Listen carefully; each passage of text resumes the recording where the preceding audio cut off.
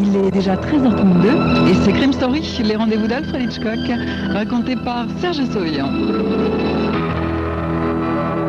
Aujourd'hui, La poupée est morte d'Edward Wellen.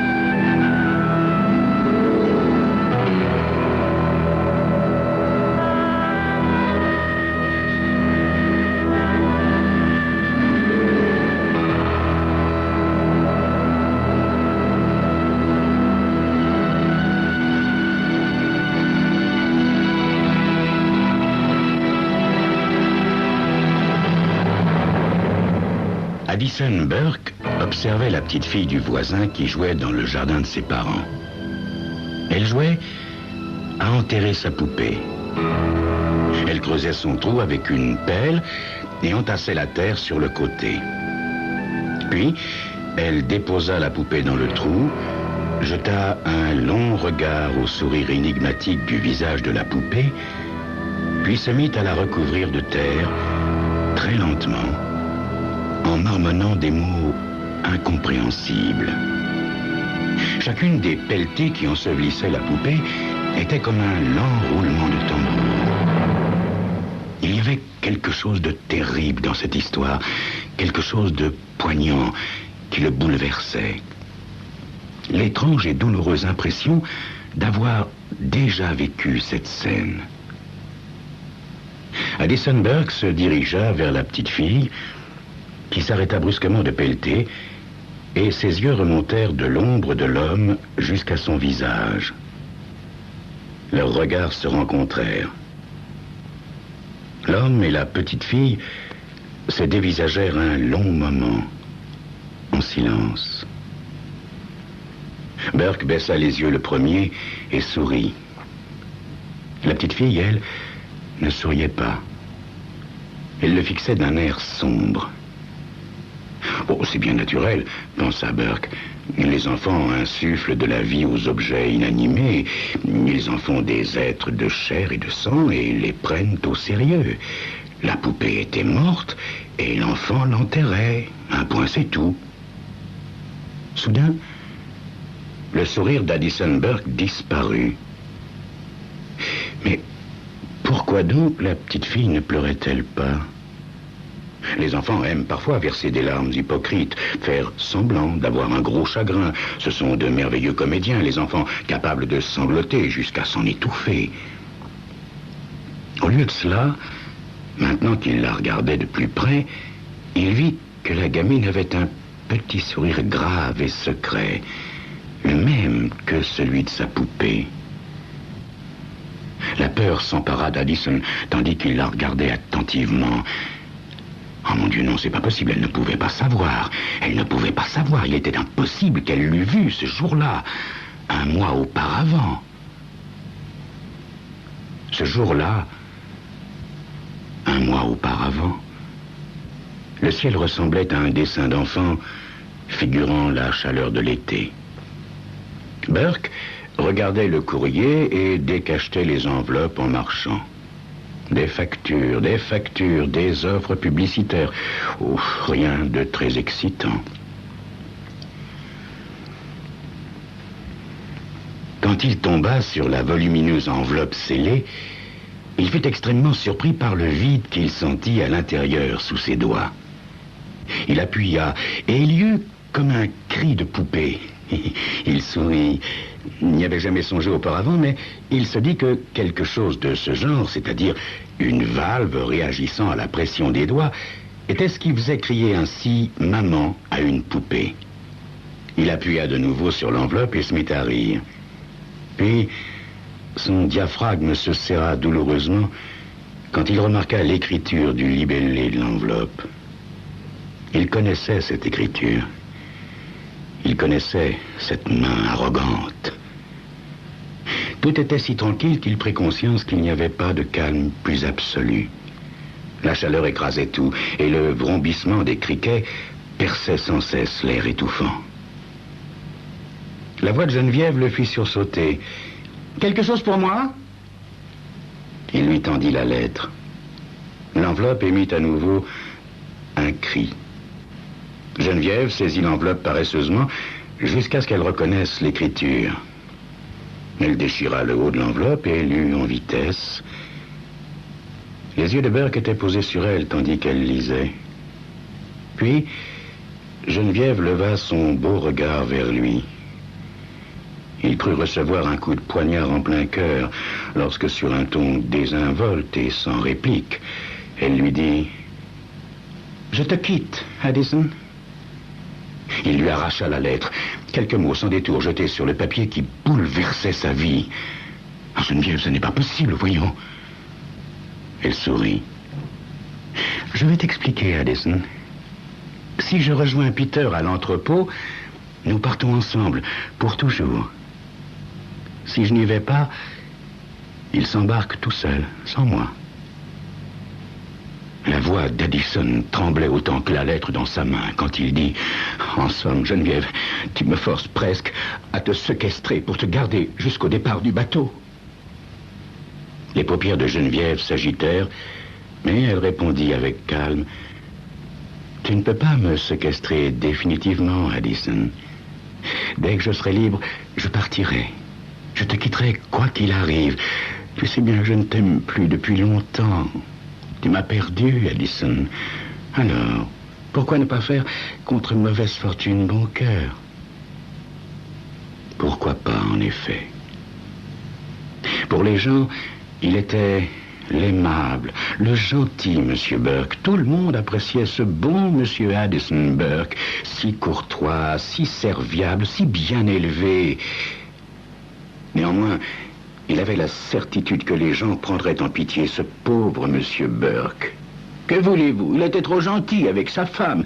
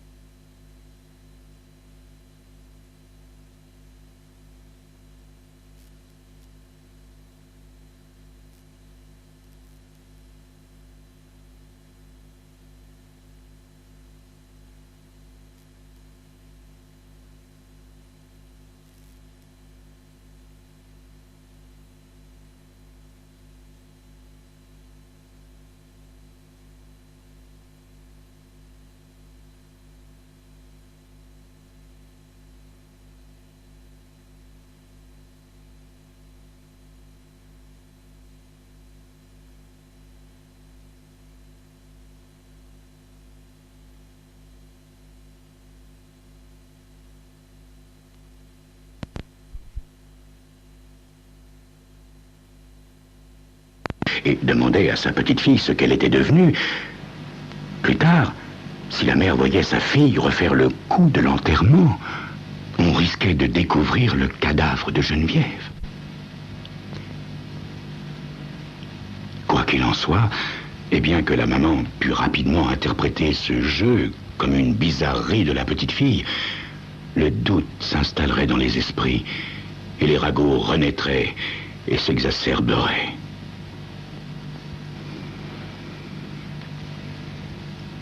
Geneviève Burke avait-elle réellement fait ses valises définitivement pour aller soigner sa mère impotente? Ou cet affable monsieur Addison Burke n'avait-il pas plutôt tué son épouse avant de l'enterrer dans son jardin? Tôt ou tard, la rumeur grandissant et les ragots se répandant alentour, la police serait bien obligée de se mêler de l'affaire. Il y aurait une enquête avec tout ce que cela comporte d'humiliant et d'angoissant. On l'interrogerait, on le harcèlerait, on fouillerait dans sa maison, dans son jardin et dans sa vie privée. Et à la surprise ravie de tous et de chacun, on découvrirait que, sans le simple jeu d'une petite fille imitant une action dont elle avait été témoin, sans la comprendre, cet aimable monsieur Addison Burke aurait passé le reste de sa vie parmi ses concitoyens et sur les lieux de son crime secret, tranquille et impuni. L'espace d'un instant, Burke eut l'irrépressible envie de sauter le mur et de faire disparaître la petite fille à tout jamais. Mais grâce à Dieu, cette pensée passa rapidement. Et pas seulement parce qu'il aperçut par la fenêtre la silhouette de la maman. Même si la mère de la petite fille n'avait pas été en vue, il n'aurait pas pu le faire. Pas plus qu'attirer la jeune enfant chez lui et simuler un accident, comme par exemple de dire qu'elle s'était tuée en tombant de la palissade à laquelle elle grimpait. Non. Non, plus jamais. Plus jamais il n'atteindrait le comble de la fureur qui pousse au meurtre. Il ne pouvait tuer qu'une fois. Et cette fois était maintenant du passé. C'est vrai, il avait haï Geneviève au point de la tuer. Il avait assouvi son désir de vengeance. Il avait pris un certain plaisir à l'écouter. Mais à présent, il se sentait vide, sans amour, sans envie, sans remords. Mais il savait désormais que son crime et la peur que l'on trouvât le cadavre de sa femme étaient présents en lui, vivant à jamais avec lui. Il se raidit et se mit en marche avec lenteur, au plus par lassitude que par répugnance envers lui-même. Il entra dans sa maison et commença à préparer son dîner. Il n'avait pas très faim, mais il fallait bien manger et boire et faire la vaisselle. Et puis il irait, comme d'habitude, s'installer dans le salon et il s'assoupirait devant la télévision. Quand il se réveillerait, les émissions seraient terminées depuis longtemps. Alors il éteindrait le poste, monterait se coucher, tout seul, tristement, tout seul. Pauvre gentil monsieur Burke.